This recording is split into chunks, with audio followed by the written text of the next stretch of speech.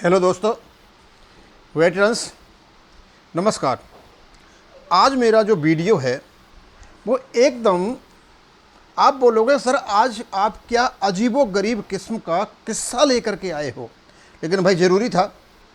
जंतर मंतर पर बैठे हुए लोगों को 100 दिन हो गए हैं और आज कपिल फौजी ने अपनी सेल्फ रीलॉन्चिंग और रीब्रांडिंग किया, यानी सेल्फ लॉन्चिंग कह सकते हो और सेल्फ ब्रांडिंग कह सकते हो, जिसके लिए जो पॉलिटिकल नेता होते हैं उसकी वो ब्रांडिंग करते हैं। आज दो घटनाएं हुई। एक तो सवेरे सवेरे जो बैसनल साहब हैं, वकील साहब, उन्होंने एक लंबा चौड़ा लेख व्हाट्सएप ग्रुप पर डाला और किसी एनोनिमस व्यक्ति का नाम लेकर, हो सकता है वो सही भी हो, वो बताया कि कपिल ने फौज में रहते हुए क्या क्या कारनामे किए हैं। और फिर उन्होंने स्वयं कपिल ने आकर के अपनी एजुकेशन के बारे में बताया। हम धन्य हुए, क्योंकि पहले हम भी कपिल को कम पढ़ा लिखा समझते थे और हम ये भी समझते थे, जैसा लोगों ने कहा कि उनकी 8-9 साल की नौकरी है और उनका कोर्ट मार्शल हुआ, जैसा लोगों ने कहा वैसा शायद हो सकता है, हमने वीडियोज में कह दिया हो। तो ये बताते हैं कि ये LLB हैं, इन्होंने MA भी कर रखा है, 5 लैंग्वेजेज में ये जानकार हैं, 15 साल इन्होंने नौकरी की है। लेकिन हम तो 8-9 साल की समझ रहे थे और कोर्ट मार्शल समझ रहे थे। और बड़े ही विश्वास के साथ कपिल ने आज 100 दिन जंतर अंतर पूरे हो जाने के बाद अपना एजुकेशन का विवरण दिया। Launching number 1, self branding number 1, ये तो इंडिया कपिल जी ने किया। बहुत अच्छा है, आपकी इतनी एजुकेशन है, लेकिन जितनी आपकी एजुकेशन है उससे लगता तो नहीं कि आप एजुकेटेड हो, क्योंकि आपके पीछे की गालियों को, आचरण को, व्यवहार को देखते हुए नहीं लगता कि आप वकील हो। भाई वकीलों को यदि गालियां सिखाई जाती हैं तो फिर तो ठीक है, आप 5 लैंग्वेजों के जानकार हो और इस प्रकार व्यवहार करते हो अपने सीनियर से, वो भी ठीक है। लेकिन हम चलते हैं जो असली रीलॉन्चिंग हुई आज। अब रीलॉन्चिंग तो करना तो उनके साथियों को था और साथियों ने किया। क्वालिफिकेशन तो कपिल जी ने बताई शाम को, लेकिन रीलॉन्चिंग किया एक वकील साहब हैं, बैसनल साहब, उन्होंने रीलॉन्चिंग किया और एक लंबा चौड़ा बोर्ड डाला। सबसे पहले कहते हैं एक 5 राज्य का जवान, नाम नहीं बताया, आता है, वे बिहार में कहीं क्राइम ब्रांच में कार्यरत है, सिक्योरिटी का मैटर है, नाम नहीं बताएगा। कपिल 3 राज्य का सैनिक था और 2011 में 5 राज्य में भेजा गया, जहां पूरी यूनिट को हिदायत दी गई कि कपिल से कोई बात नहीं करेगा। ये तो बड़ा ही अजीबोगरीब मामला है। एक सैनिक एक यूनिट से दूसरी यूनिट में जाता है और 5 राज्य के लोग कहते हैं। अब भाई एक इस प्रकार की इंस्ट्रक्शन तो CEO के माध्यम से आ सकती है कि उससे कोई बात नहीं करेगा और CEO ये बात को कह नहीं सकता। अब किसके माध्यम से कहेगा? उनको पता है इस प्रकार की यदि हिदायत दी जाएंगी, इंस्ट्रक्शन दी जाएंगी, स्वाभाविक सी बात है वो गलत होंगी और खुद CEO के खिलाफ कोर्ट ऑफ इंक्वायरी बैठ जाएगी। तो फिर कहा किसने? ये आगे आएगा, आगे बताऊंगा हुआ क्या है। उसके बाद ये 3 राजरिफ से 5 राजरिफ में 2011 में बहुत महंगी गाड़ी में बैठ करके गए, यानी बड़ा इंप्रेशन था साहब का। ऐसी गाड़ी ब्रिगेड में किसी के पास नहीं थी। ये मैं नहीं कह रहा हूं, ये बैसनल साहब ने जो लेख डाला था और जो बिहार का जो आदमी कहीं क्राइम ब्रांच में पोस्टेड है उसने लिखा है। बड़ी महंगी गाड़ी थी और किसी की पूरी ब्रिगेड में ऐसी गाड़ी नहीं थी। यानी गए तो ये थे यूनिट में, लेकिन वहां ब्रिगेड के पास भी कोई गाड़ी नहीं थी। फिर बंदे में कुछ दम तो है, यूनिट की तरफ से बाइक भी वहां अलाउड नहीं थी, ये गाड़ी में गए थे। भाई हो सकता है सिपाही रैंक का आदमी, हो सकता है CEO इसकी इंस्ट्रक्शन से मान रहा हो। उसने जानकारी ली और पता चला कि कपिल भगत सिंह की तरह, अब इस व्यक्ति ने जानकारी ली, भाई आखिरकार ये बला क्या है, ये कौन सी चीज है। तो अब ये मैं पढ़ के बताता हूं और कुछ बाद में बताऊंगा। और ये क्या जवान क्या क्या लिखता है जो वहां पर है। कहते हैं उसने कहा, यानी ये जो व्यक्ति है किसमें है, ये क्राइम ब्रांच में बिहार में, इसने किसी थर्ड राजनीति से पूछा तो थर्ड राजनीति वाले ने क्या बताया, उसको बताते हैं।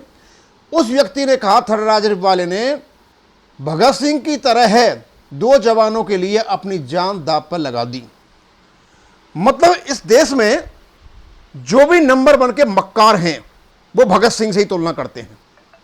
बहुत अच्छा भाई, तुम भगत सिंह हो। सारी यूनिट सीओ की तरफ और कपिल फौजी 2 जवानों की तरफ। हो सकता है कोई केस हुआ हो, हिम्मत की दाद देते हैं भाई। राइफलमैन सिकंदर सिंह सीकर राइफलमैन, प्रदीप सिंह झुंझुनू, राजस्थान का सेना के इतिहास का सबसे बड़ी कोर्ट मार्शल की कार्रवाई की गई। सेना भवन की वकीलों की सबसे बड़ी टीम दूसरी तरफ, सिर्फ एक छोटा सा सिपाही कपिल की यूनिट में। बताते हैं उस समय कपिल को जान से मारने की धमकी दी, या फिर गवाही तोड़ने के लिए 20 लाख का ऑफर दिया और कपिल ने यह ठुकरा दिया। पर कपिल बिका नहीं। अगर बिक जाता तो दोनों जवानों को 20-20 साल की सिविल जेल सजा हो जाती, क्योंकि धारा ही ऐसी लगाई गई थी। दोनों जवानों को बाहर निकालकर लेकर आया, दोनों कुछ नहीं होने दिया। सबसे बड़ी बात, दोनों जवान उसकी कंपनी के भी नहीं थे, न उसके भर्ती वाल। मानवता, इंसानियत के लिए इन्होंने काम किया। अब भाई कपिल जी, आपकी लॉन्चिंग तो हो गई और ब्रांडिंग भी हो गई। अब मैं आपसे दूसरी बात पूछना चाहता हूं।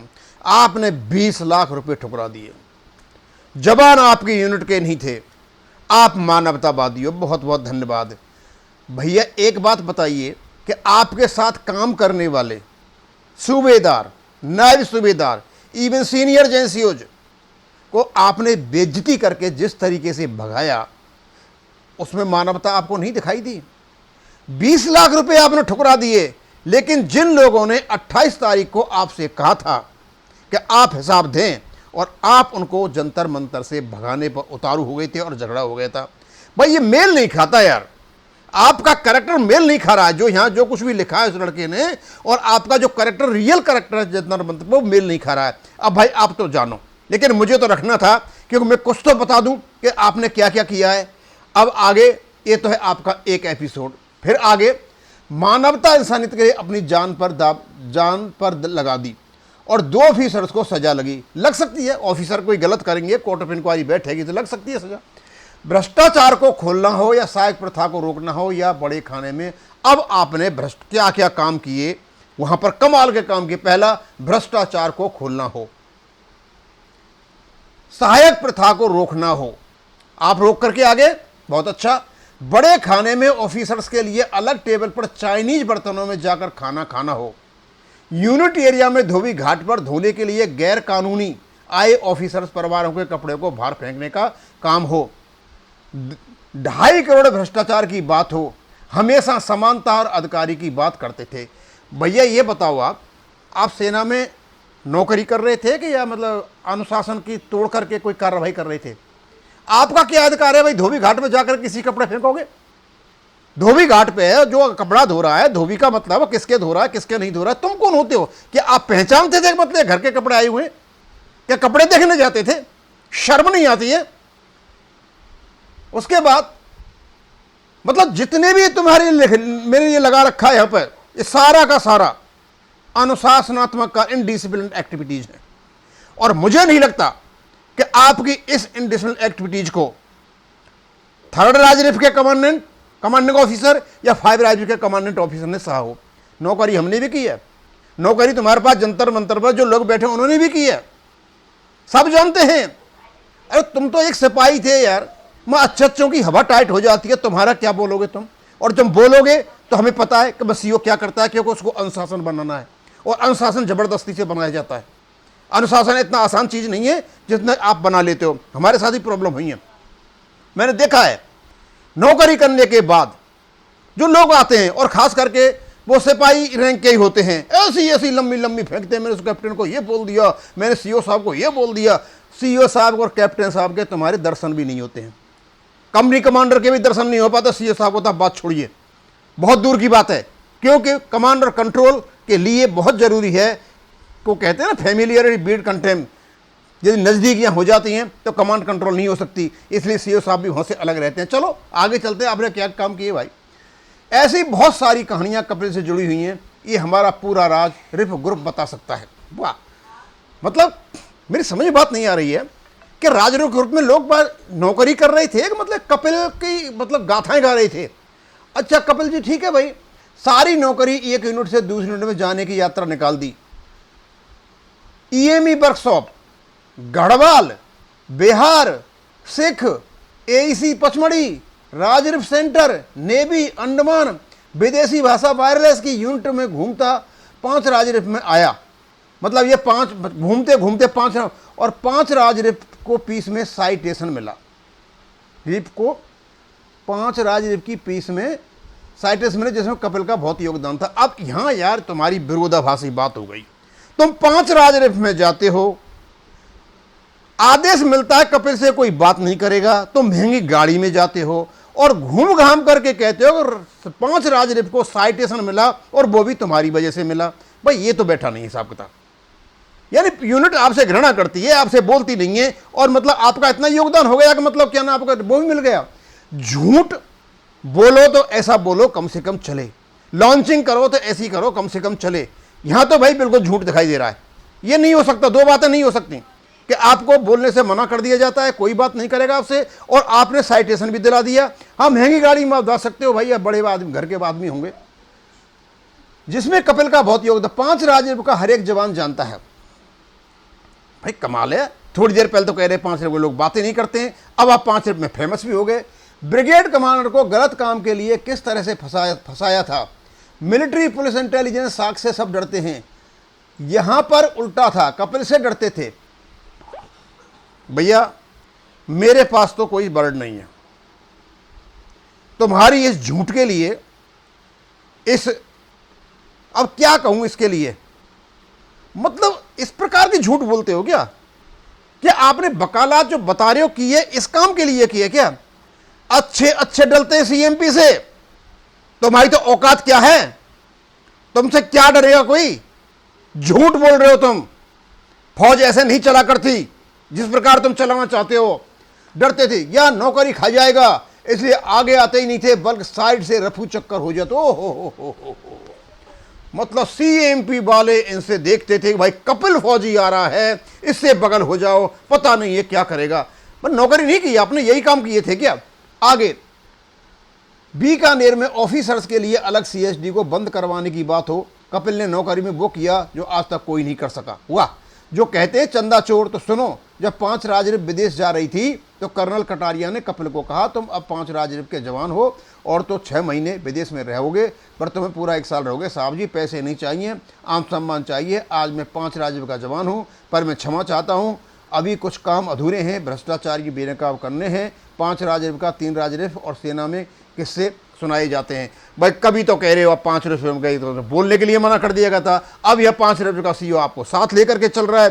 भाई एक आप जो कहानी गढ़ी है ना, इस कहानी को थोड़ा तरीका से गढ़ते, क्योंकि जब कहानी झूठ बोली जाती है ना, तो झूठ बोलने के लिए एक दो चीज़ों को लिंक करना पड़ता है। भाई मेरे समझ में तो नहीं आ रही, तुम्हारी क्वालिफिकेशन समझ में आ गई भी मान लेता हूँ, लेकिन ये जो आपने कहानी गढ़ी है ये तो भाई कपिल जी मेरे बिल्कुल समझ में नहीं आ रही है।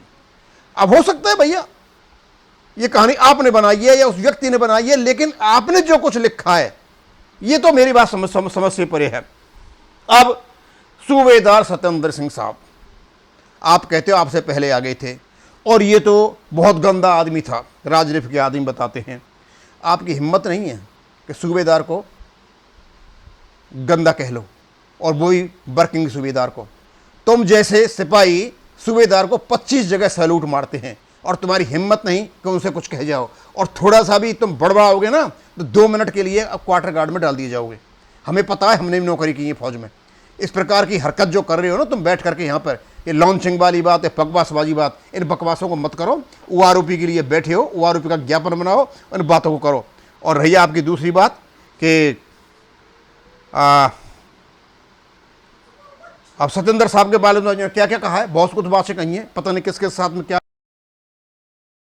लगता। भाई कपिल भाई आज आपने, मुझे पता नहीं आपको क्यों जरूरत पड़ गई थी इन सब चीज़ों की।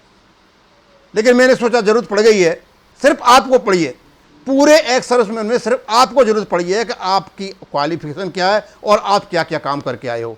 कहीं ऐसा तो नहीं है कहीं आपकी लीडरशिप पर लोग कहीं आप सवाल उठा रहे हों और अपने ही लोगों को आप बता रहे हों।